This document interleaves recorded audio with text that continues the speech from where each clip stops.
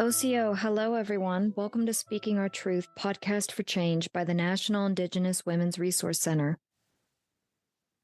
I am your host, Leanne Pippin, and I'm a member of Cherokee Nation. Before we get started, let's hear a quick word from NIWRC. NIWRC's VAWA Sovereignty Initiative helps protect Native women by defending tribal sovereignty and the tribal provisions provided by the Violence Against Women Act. Donate to the initiative online at niwrc.org/donate. I want to introduce our guest host for this mini-series, Heather Brugel. Heather is a citizen of the Oneida Nation of Wisconsin and first-line descendant Stockbridge Munsee. She is a policy specialist here at NIWRC. Heather is a historian and frequent lecturer whose research includes topics such as American history, colonization, indigeneity, the history of American boarding schools, and missing and murdered Indigenous women. She is currently a doctoral student at the University of Wisconsin, Green Bay, and the First Nations Education ED doctoral program. Hi, my name is Heather Brugel, and I'm the policy specialist with NIWRC. Welcome to Families Taking Action in the Face of MMIW, Episode 2. This series sheds light on the crisis of missing and murdered Indigenous women. We are releasing an episode each day as part of the National Week of Action for Missing and Murdered Indigenous Women. The brave families in this podcast will share their stories and experiences with their loved ones who have gone missing or murdered. Please listen with care, knowing that the subject matter can be triggering and take space when needed. July 4th, 2002. The last time Laverta Sorrell was seen. Laverta went missing in Fort Defiance on the Navajo Reservation in northern Arizona. For 20 years, her family has been seeking answers. Before she went missing, Laverta told her family that she was leaving her marriage and filing for a divorce. Just after that, Laverta did not show up to work. She never returned home. Her family immediately contacted and filed a report with the Navajo Police Department's Window Rock District. I would like to introduce Velina Guy, Charles Guy, Tiffany Sorrell, and Leanne Guy. Velina Guy and Charles Guy, Dene, are the younger siblings of Laverta. They have been investigating leads, bringing awareness to her story, and seeking answers for the past 20 years. Despite the emotional toll, Velina, Charles, and their other siblings have continued to try to bring justice for their sister. Tiffany Sorrell is the oldest of Laverta's 3 children. After her mother went missing, Tiffany stepped into a parental role and took on a lot of responsibility when it came to caring for her younger siblings. Tiffany holds a bachelor's degree in psychology, a master's degree in educational psychology, and a PhD in higher education, all from the University of Arizona. She currently works at the University of Arizona's Health and Science Office of Equity, Diversity, and Inclusion. We also have Leanne Guy, spouse of Charles, also Dene, who is the founding executive director for the Southwest Indigenous Women's Coalition, or SWIC, Arizona's Tribal Domestic Violence and Sexual Assault Coalition. Hi, Charles, Velina, Tiffany, and Leanne. Thank you so much for joining the podcast today. A loved one is missing, and that's not something we can predict or prepare for. How did you navigate your emotions, and what was your initial reaction? Velina and Charles, would you like to start us off? Hi, Heather. Thank you so much for having us today. We really appreciate using your platform to help us reach more people out there that we could tell our story to. So my initial reaction to my sister when she disappeared was pretty intense. My sister and I were really close, and so when she first disappeared, and since then, it's been really traumatizing. My initial reaction was, it was really shocking. The idea of not being able to talk to her on a daily basis was really difficult. just overall missing her and not having her during any of our family functions and not knowing where she was, what had happened. Everything in her story is just still to this day pretty unbelievable. Hi, Heather. My name is Charles. I am one of 11 siblings in our family, and I am the younger brother of Laverta. And I want to thank you and NIWRC for providing us the opportunity to share our story in continuing our quest to bring justice for Laverta. My initial reaction when we found out that Laverta went missing was, for me, it was confusion. I didn't know what was going on at that time. Confusion turned into shock, and I couldn't come to terms with her being gone. And I tried to contact her office. I contacted Velina just to find out what might have happened to her. And I think it was after 3 days that had passed, the reality of her actually being missing really hit me hard. And then you have all these thoughts just go through your mind of why Laverta, and then you go through trying to find answers, and you're trying to put things together. And at the same time, you have all these questions, but you don't have no answers. There was a lot of division in our family at that time. And I believe Velina she had the strongest voice out of all of us. She knew right away something had happened to Laverta, something tragic. I believed her. And then that's when we started really pushing to proceed and contact the Navajo Nation Police. And then that's where, when we initially reported her missing, that's where our struggles began. There was just a lot of frustration early on with the investigation also because of the situation regarding where the investigation would be happening, because she lived in Navajo, New Mexico, but reportedly she disappeared in Arizona. So we didn't know who was investigating, whether that be the Navajo Nation Police, the Gallup, New Mexico Sheriff's Department, the criminal investigations out of Winter Rock. There was a lot of confusion as to who was going to take over the case. Mm-hmm. And so that caused a lot of frustration on our part at the very beginning of this investigation as well. Yeah, I'm hearing, Velina and Charles, from you. I'm hearing confusion, frustration, sadness, fear. I'm wondering, Tiffany, as Laverta's daughter, what can you add to this? Hi, Heather. Thank you again for having us and listening to our story. And I echo a bit of what my aunt and uncle was saying in terms of being confused. I was only 14 when all of this happened. I was still a little, I feel like, of course, obviously with that teenage angst and just not really understanding, I guess, the gravity of the situation. We were told that she had left. I believe Edison sat us down and told us that story of, I dropped her off and I don't know what happened to her.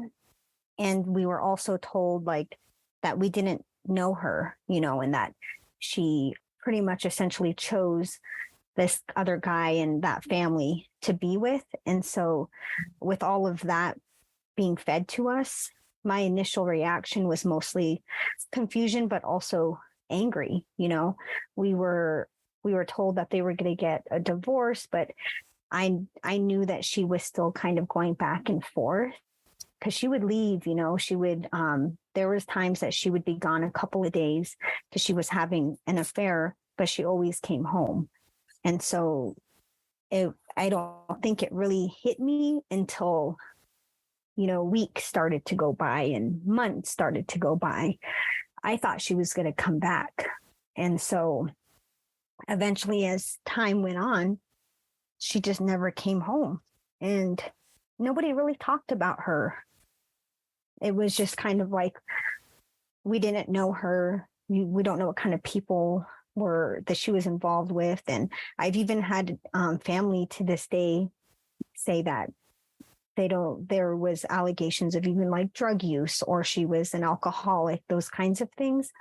And we were essentially kind of sheltered after that from our mom's side of the family. Because I remember my aunt was really pushing, like, something happened, something happened to her. Because I think that she was kind of the one who was more vocal. We weren't allowed to see her. I know specifically we weren't allowed to see my Aunt Velina. And so our worlds just like completely changed from that point. That I think because we were told that she left, I initially had more of a like anger towards the whole situation. Like, why would she leave us? And it wasn't until I got older that I started to learn all of the different pieces that went into this, because at 14, I didn't really know what was going on that much. I was just started into high school and kind of figuring out that world and and helping to take care of my brothers, and that just kind of took over everything, and I never really got to deal with it. I feel like I just kind of buried it. Yeah, I definitely don't know if at 14 we have the capacity to be able to deal with something like that. So I definitely hear what you're saying, Tiffany, and where you're coming from. Would you care to comment on maybe how your siblings were handling it?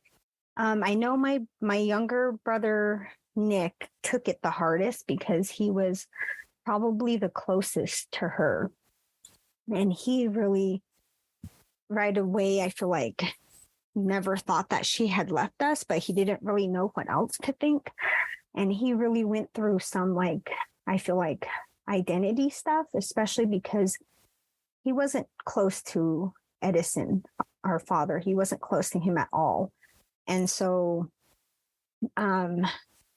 that really caused some friction within our home. And he was very angry, and he still kind of holds a lot of that anger and negativity for sure. And then he even, had some issues with just some other mental health stuff. He was kind of the one who took it the hardest. Mm-hmm. Our youngest brother, Dave, he was her baby. He still slept in the bed with her when she was taken. He actually used to come and sleep in bed with me. I know that his grades kind of suffered. I could tell because I actually went to his parent-teacher conferences, and I know he wasn't really doing that well in school and stuff. And I don't think he kind of understood it either. He for the longest time, he believed that she left us. He had that anger as well. The way he coped with things, I think, was more avoidant, because like I mentioned, we were told from the very beginning that she left. That I think it, for at least us initially, we felt like we were kind of abandoned. We didn't understand. And then we were sheltered too. So we didn't get to know the length of we didn't know the details of everything that happened. My sister Laverta was such a great mom. She had that nurturing. She was a real nurturer. She wasn't just like a parent to her own children. Whenever there was a child in the room or other children around, Laverta drifted toward children. She loved children.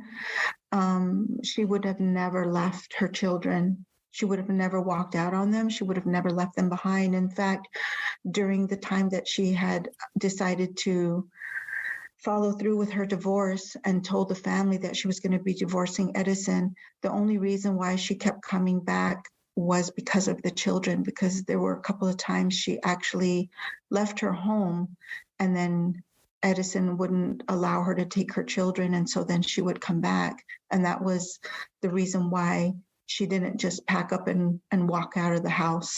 she would have never left her children for anything. They were that important to her, and she loved them that much.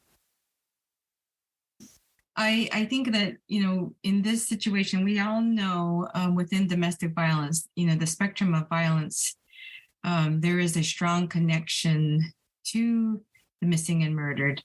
And especially when a spouse is ready to leave or is leaving a relationship that does involve domestic violence, it's the most dangerous time. It's the most lethal time for many women who go missing and murdered. I think it should be noted that there is that strong connection to domestic violence.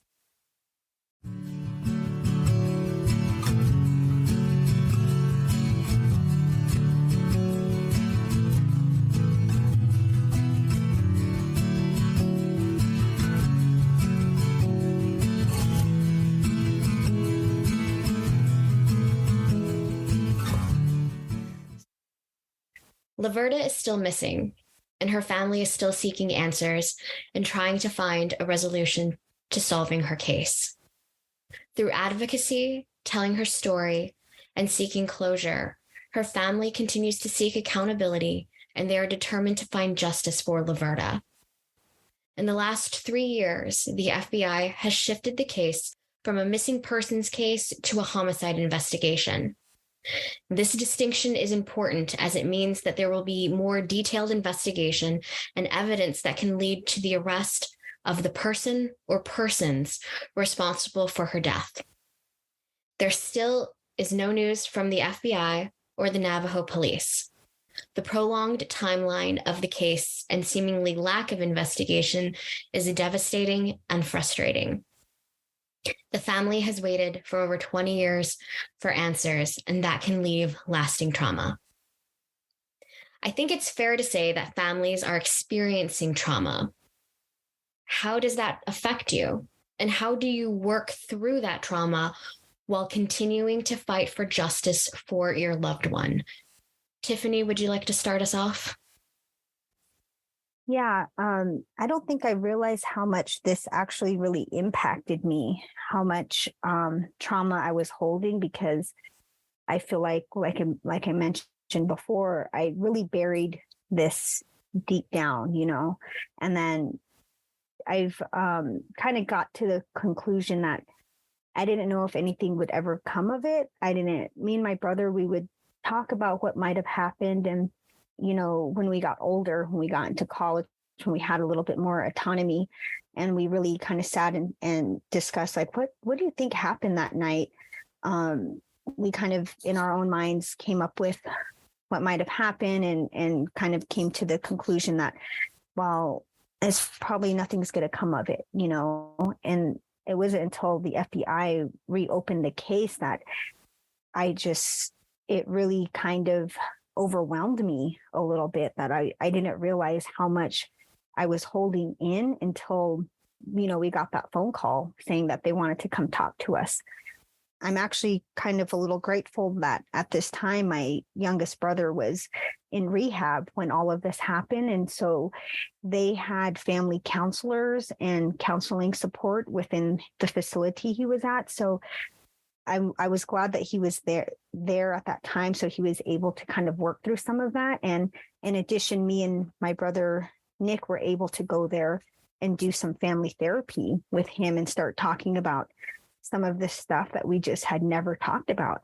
And like I mentioned before, nobody really talked about it after it happened also. And so we just were always like, it was like she just was gone and that was it. And nobody really said anything. And so being able to do some of that family therapy, we learned a lot about ourselves and our different trauma responses, which all of this kind of, I feel like, propelled me into therapy.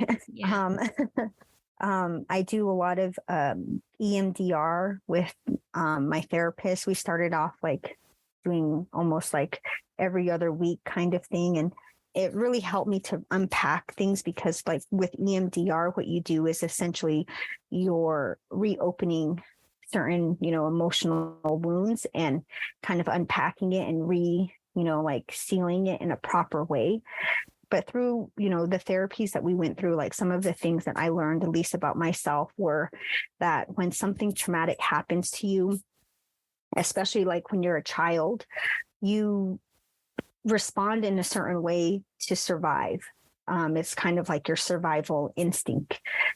That's how you function in the world. So if you come across something stressful, you rely on that trauma response to be able to move forward and cope with certain situations. And when our mom initially was taken, my response was to always prepare, like I always want to plan for everything.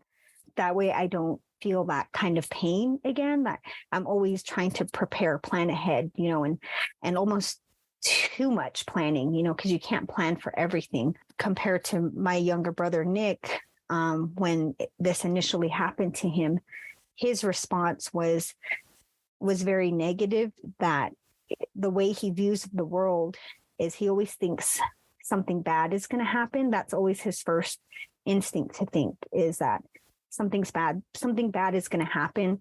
And so that way, when something good happens, it's like, oh, okay, good. But then if something bad happens, he can say, oh, well, I knew it, that it created that layer of cushion for him to be able to say like, okay, I already knew that was going to happen anyway, so I don't have to feel so bad about it.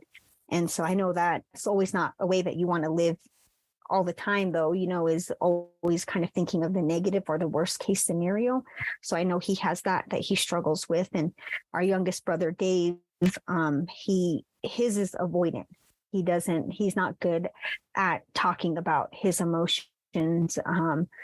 It's more of like, I just avoid feelings so that way I don't have to be hurt, And so through the therapy, I was able to kind of figure out how to deal with that trauma response. And if I'm starting to overthink a lot of things, it's because, I'm preparing myself for something to happen.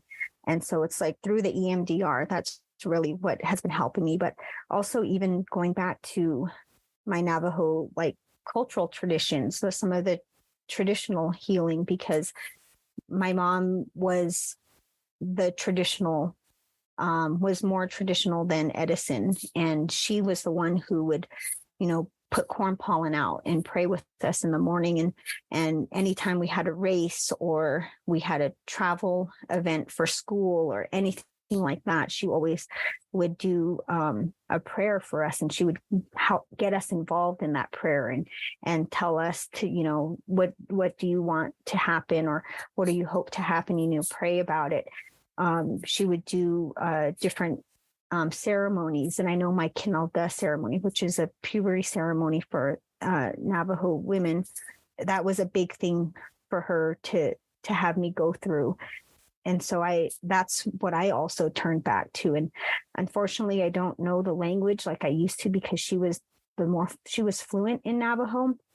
And I'm missing that kind of piece of some of the culture stuff. But the things that I do remember that she taught us, I try to implement them the best I can, like putting out corn pollen at dawn for the holy people. And even little things like she always used to tell us, when the holy people rise in the morning, they can see into your home and see how you are taking care of your life, your home, your family. And if you're not, just leaving your stuff around or your toys or whatever out, she would say that they're not going to bless you, with more things. So you have to be appreciative, keep your home clean, keep your room clean, and show them that you're taking care of these different blessings that you have. And so that's something that I try to hold with me within our house as well, that I try to, be appreciative of what I have.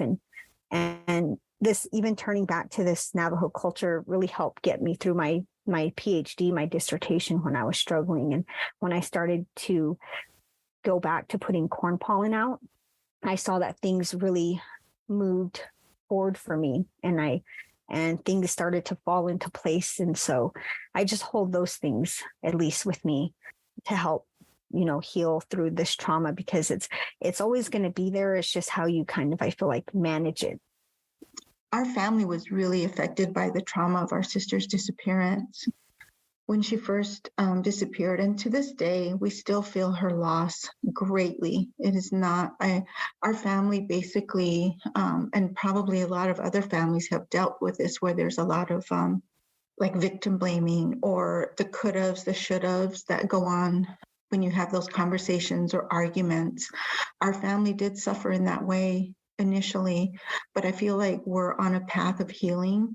I feel like what we're doing now in terms of trying to bring more awareness to her case, and by continuously being out there to share her story so that someone is hearing it, and hopefully by bringing attention to her case, that something is going to move, something is going to happen, someone's going to call, we're going to get that piece that we need to really bring justice to her case. And maybe the FBI are going to work harder, or the criminal investigations are going to do something, go back and look at evidence that maybe they overlooked before. Something along those lines, we pray. And I guess maybe now I have a little bit more hope than I previously did, because initially I just knew already in my heart that I wasn't going to see my sister again. I knew her too well that I just know that I wasn't going to see her again, and kind of lost that hope of ever finding out. But I feel like with everything that's happening now surrounding MMIW, there's a lot of organizations now that are helping to bring more awareness to all of the investigations that are currently out there happening. And so our sister's case is one of those, and hers is one of the longest. And so hopefully the FBI are doing whatever they need to do, as they took that oath to say that that's what they're going to be doing. I really hope that this reaches them, because we really do need them to stay on her case to make something happen. But that's how I deal with the trauma of her missing, is to fight. I can't give up. This has given me, like, platforms such as yours give me that desire to kind of want to keep out there fighting. There's days it's emotionally really tolling. When you do a lot of the advocating, it can really take a toll on you physically. It can burn you out really quickly. So I'm always really amazed at all the people that are using their voices and their platforms that do this as a job, and that hold these positions that deal with a lot more than probably what just one family deals with. So it's an ongoing healing process. And like Tiffany said, it's not anything that you're probably ever going to heal from as with any loss, but you continue just to, fight and continue to do what you can and bring awareness to that. And I try to use my voice. I try to do as many of these things as I can to keep her story up front and out there. And all the people that help do this is just astounding to me. I think we've reconnected really nicely with our nieces and nephews as well. That's part of our healing as well. I think we haven't been able to have those relationships with them for a really long time. And so now that they're grown adults, we're now able to come together with them. We have grandchildren. Laverta would have been a grandmother.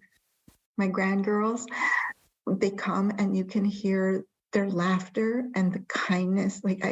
My sister was such a kind and loving person that you see it in these little girls. And it's amazing to me, because I didn't think I was going to see that. But when I hear their laughter and the way that they talk and the way some of their mannerisms really do remind me of my sister. And so I know that she's there in them with all the wonderful things that they're learning and are developing. I see it. I see it in them. I see my sister there.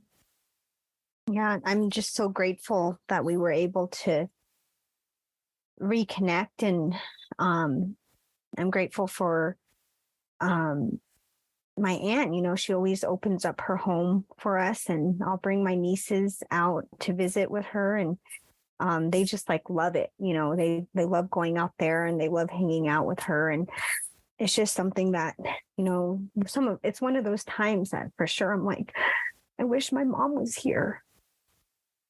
And I'm just glad that they get a little piece of her, that they get to be with her side of the family a little bit as well. I remember our dad when all of this came out, in his hope that Laverta would come home safely, he vowed not to cut his hair. He did that until he passed. He never cut his hair. For me, trauma is really difficult. I mean, it hit me really hard. I'm still working through to get to that point where I can feel good about myself. I'm really proud of Tiffany, the woman that she has become. I know she's an inspiration probably to her, not only her brothers, but her nieces and nephews and her cousins. It's admirable. And Velina, I'm glad you're doing all these things, all the work that you're putting into, and advocating to bring Verge home. It's a lot of work. The trauma for me is really difficult. It's always there. It never goes away. It's always in the back of your mind every day. You do have to get up. You get angry. You have to continue to fight. You do what you have to do to bring awareness to and helping find a loved one. We've done quite a bit. We've conducted our own searches. We've put out posters, did webinars. We've even put up a billboard in around the Gallup area. The only thing you can do is just continue to fight and hope that the authorities really get on this, and you also hope that they arrest the perpetrator or perpetrators and bring them to justice.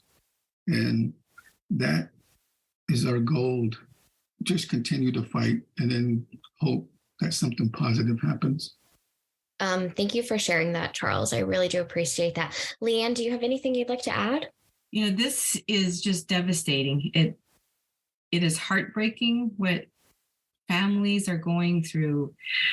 All of the families that I know who have somebody missing or somebody who has been murdered, the anguish, the trauma, the rage that they all feel, the frustration, it is incredible.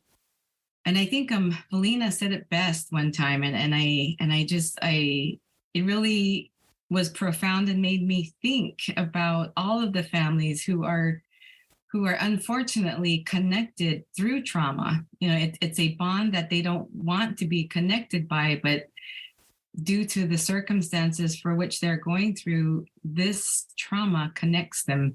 They all want to see justice brought to whoever it was that took their loved one, who murdered their loved one. And in this case, Laverta's case, my sister-in-law, I have always just seen myself as, watching Charles go through what he went through and being at the family meetings and just hearing the heartbreak and feeling it, and myself knowing Laverta and knowing the love that she had and the support that she provided to us as a young family, me and Charlie, with our kids, and always having a place at the table. We'd always end up at her house sharing a meal, and she just made us always feel so welcome. And to have our kids grow up with her kids and Velina as well, all of us, we always gathered.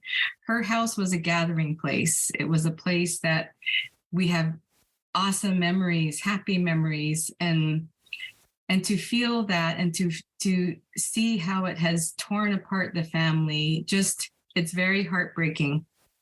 And I do my part in trying to continue to bring awareness to Laverta's case to always say her name wherever I go, to speak her name and to say prayers that we get through this as a family, and that I am able to provide the support that I can, as much as I can, for the family and for other families, because it is something that 20 years later, we're still going through this. And many families, 20 years, 30 years, 50 years, 10 years, 2 years, yesterday, today, they're missing somebody. They're finding out that their loved one was murdered. So it is a tragic bond that many of these families share in common. And with the awareness that Charles and Tiffany and Velina are putting forward, I think it helps. It helps other families. And I know it's a little bit of healing too for them to keep going on, to keep fighting, and to keep seeking justice.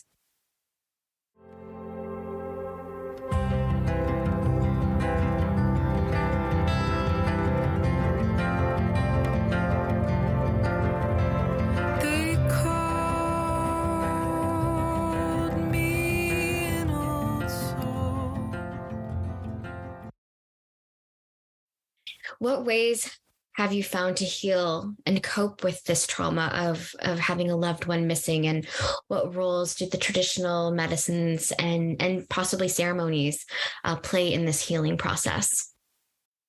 I feel like there's a whole lot of different ways to kind of help with this healing. And one of the things that I feel like has really helped me to just continue to move along is knowing that I do have my traditional, that I can do things traditionally, seeking like prayers. I mean, I've asked medicine people to pray for me, and they've done ceremonies to kind of help with that, the mental piece, because it could drive you crazy trying to figure out what happened and what could I have done, or what should I have done, or what can I do? And to hold yourself together, sometimes you really do need to come back to the center of who you are and heal and just kind of have that harmony. And so I seek out help from medicine men, and they'll help me to pray. They'll teach me to pray. And I do cedar. I rely a lot on cedar to kind of help me get my prayers to where they need to go. For some people, it's yoga. And I guess for me, it's that daily prayer, and that just to kind of help me to focus and not hurt so much, and to try to find my way to healing. And I think it's really helped in that way, that, if I need something, or if I'm just really stressing out about what I need to be figuring out to do when it comes to seeking out the next step of, doing a podcast or another event. We have May 5th coming up. And so my mind's been just really wandering and trying to figure out what kinds of things can I do to contribute to National Awareness Day, and what kinds of things can I do or say to kind of help other families as well. And so prayer and just a lot of cedar has been helpful for me. Yeah, I was just going to say, going off of what my aunt was talking about, like anytime we did any kind of an event or an interview, we would either do like a medicine man or some kind of like cedar or medicine, some traditional medicine, which I think is really helpful, because I feel like when we're speaking out, when we're talking and doing this advocacy, we are leaving ourselves, open to, I feel like, negative energy. We're putting ourselves out there to critics or just people that just want to, put negative energy on us. So I'm really glad that we are able to rely on traditional medicines to provide that layer of like cleansing and even as a source of strength to keep going. Because like I mentioned, that's really what helped me to get through the tougher times, was leaning on the traditional practices that my mom taught us. And so even if that's just putting some corn pollen out in the morning and setting my intentions for the day, I feel like when I do that, my day just goes a lot better. Or if I put out a prayer for, my weekend, if I'm traveling, things just go a lot smoother for me. And so I'm grateful that, my aunt still practices, because my mom was the traditional person in our family. And so without her, I feel like I kind of lost that a little bit. So being able to come back around to it is really great.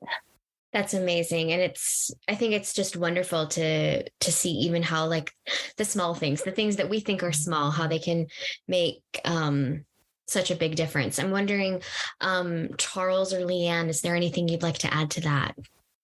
As for us, we don't practice traditional ceremonies or prayers as much as we would like to, but we do burn sage and we do cedering off things. We pray for things. Leanne is always praying for things, and then we also have her dad. Her dad he's always offering prayers for us. As for me, I think how I deal with it is just I talk to Leanne a lot. We have conversations, we have venting sessions, and we talk through mostly my feelings, and it's getting better for me because it's really difficult. It's hard for me to talk about Laverta, and I get so emotional. It hurts. It seems like the hurt would lessen. But for me, it seems like the pain just gets bigger. But hopefully with just talking with Leanne and Velina and Tiff, and hopefully I'll get through it, and it'll get a little bit easier. I think, for a long time, Charles he was so busy. He was working, he was keeping himself busy, and he was doing things to occupy his mind. And for a long time, didn't really think about Laverta. It was on his mind, but he kind of tucked it away. And I think over these last couple of years, we've been involved in a lot of different kinds of awareness activities and just talking about missing and murdered in general. And that has awakened, I think, the feelings of where he's at with Laverta, and the realization that she's never coming back, that she is gone. Seeing Tiffany now grown and hearing her perspective, I think, was the piece too that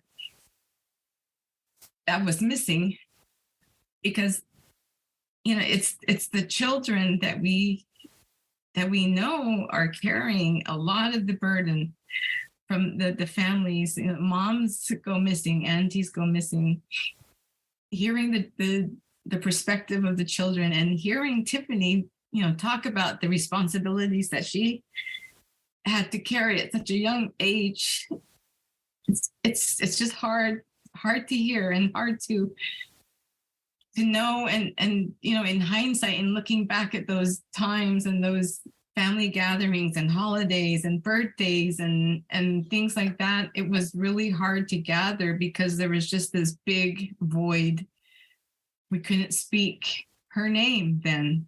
Now we're able to do that. And now it's this roar inside that is there. And the pain of everything is just, it's a wound, and that has been reopened, and it hasn't scarred over yet. It hasn't scabbed over or scarred over. And so it's raw. And even though all this time has passed, there is no sense of progress. Even when you think about tribal communities and their response, that there's no missing persons office in our tribal communities. There's no national missing number for tribal communities. There are no strong laws that put in place a response that non-Native people get. The media is not responding to our stories. There is such an absence of response when a Native person goes missing. And we know Native women are missing every day. And we also know that we have children who go missing, young men and boys who go missing, members from the LGBTQ community who go missing. That just presents such a frustration and a rage that when is it going to change? When are we going to see a response put in place? We have legislation that is out there. We have the Not Invisible Act. We have Savannah's Act. We have the National Day of Awareness. But don't get me wrong, I think these are all good things, but we've got to see some progress. We've got to see some change. Too many of our people are going missing and are being murdered. And we, by doing what we're doing, by keep talking about it, by being out there, it just creates that constant movement. And that's what we want. And we want Laverta to come home. We want to know what happened. We want accountability. We want justice. The only way we get through that is keeping that hope and through prayer. And it really is, as Charles said, that's how we get through, is just praying and by talking to each other and by being here for each other. He's been my main person since I was in high school. And so here we are all these years later, still supporting each other and growing and knowing that we'll get through this with the help of each other and with the help of all of our family who is going through the same thing. My last question is, what are last thoughts or final thoughts that you would like to leave the audience with today? If you're willing, Velina, I'd like to start with you. What are some last thoughts you'd like to leave for the audience? Well, like everyone else, I really feel like I would really like my sister's case to be solved. I would really like to know what happened, because I think the story right now makes no sense about how she disappeared and where she disappeared. I think there's a truth out there that's just not being told. And I think the FBI need to really do more than tell us to wait. We've been waiting 20 years, 21 years. What are we waiting for? Take action at some point. I mean, have the FBI not seen the data to say that there's a crisis out here when it comes to missing and murdered people? What is it that they're not reacting to? I don't see the number in FBI cases. Like, we only have one FBI unit in Gallup, New Mexico, with one investigator. How is that one person expected to solve these thousands of cases that are happening right now? It's ridiculous. So I would really like to see the FBI step it up, open up some more offices, get the people out there that need to be investigating these cases. It's really great to see more Native Americans, more Indigenous people starting their own businesses. There's some businesses going up right now that are doing their own search and rescue type with a cadaver dogs that they're now stepping up and doing some of the searches themselves. It's really great to see that. I just would really like to see justice for my sister. I want to know so that I can rest when she comes home, whatever way that is. I'm waiting for that day when someone is held accountable for what has happened to my sister and what a monstrous thing this person has done. I mean, did they not have any feeling? Did they not have any remorse? Did they to just stand by all these years to watch us suffer this way? It's unforgivable. I think it's disgusting. The person who did this is a monster for even have hurt her in the way that they probably did. to cause her murder. And I want them to be held accountable for it. And I hope that I'm here to see it. I would like to see, like Leanne said, progress on, from the Navajo Nation Police and how they collaborate their investigations with the FBI. It would be nice to develop a system where you report a missing person or a homicide to the Navajo Police Department, and the investigation begins immediately. Gathering evidence is probably the most crucial thing of an early investigation. And that was our problem when we notified the Navajo Nation of Laverta gone missing. It's like they had no idea how to conduct an investigation. They didn't even believe us that something had happened to her. It took us, 3-4 days trying to convince them to do something. And when they finally started something, time had already passed, maybe 2 weeks had passed, and all that evidence was gone. So I would like to see something, set in place where the investigation is immediate, and they have to determine the jurisdiction of who's going to take the lead in an investigation quickly and get, the investigation going. I just echo Velina and Charles. Justice is what we need. Can't give up, and we always need to have that hope to keep going. Me and my brother, we always talk about wanting her true character to be remembered. We were a very happy family, and it was only in that last year when things started to really go downhill. Through all of this, I feel like her character has been, dragged through the mud a bit because she was having an affair. That's what is used, that victim blaming, that, she was having an affair, or she drank and you don't know what kind of friends she had. I think I even had family say that there was accusations of even drug use, which was not the case at all. Our mom wasn't an alcoholic. She wasn't out there partying or anything like that. She was just unhappy in her marriage. And it's unfortunate that through everything that she's done, people only remember the negative, the couple of maybe negative things that she had an affair. And we don't want that to define her character, because she was an excellent mother and she was an amazing coworker person. She was so welcoming and open and fun and loving and just so many positives. And so we want that to shine through. I want to thank you all for joining us today. Thank you to Velina and Charles, Leanne and Tiffany, and thank you for sharing your story with us. Should anyone listening have information regarding the case of Laverta Sorrell, you can reach out to 505-889-1300. We also want to share the Strong Hearts Native Helpline, and that is 1-844-762-8483, or you can reach them online by visiting www.strongheartshelpline.org. The Strong Hearts Native Helpline is there should you need culturally appropriate advocacy, or if you're seeking help yourself to escape a domestic violence situation.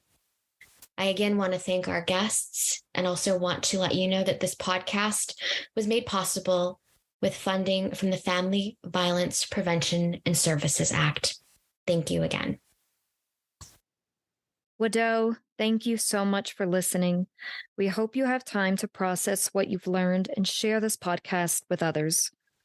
For everyone listening, please make sure to visit niwrc.org/podcast to view the show notes and links related to the episodes. You can also find the special MMIW edition of Restoration Magazine at niwrc.org/restoration-magazine. To everyone out there, thank you so much for listening. Take care.